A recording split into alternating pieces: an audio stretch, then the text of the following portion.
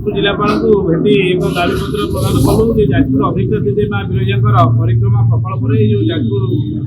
अधिष्ठा देवी माँ विरजांकर एक प्रतिमूर्ति जो स्थापन करें विरोध कर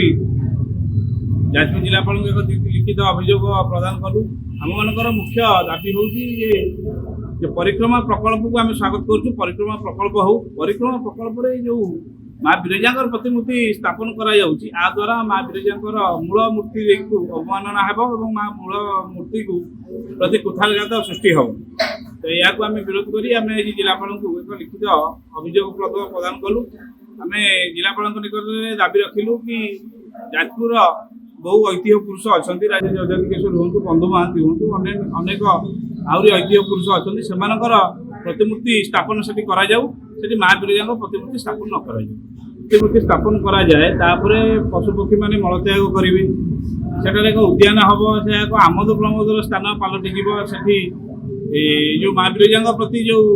भक्ति भावना अच्छी आध्यात्मिक भावना अच्छी ताहा कुठारघात हम बाहर लोक मैंने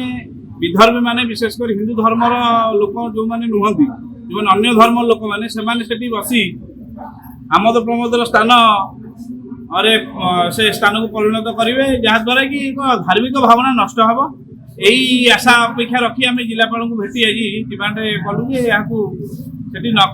न कर प्रतिमूर्ति से स्थापन कर।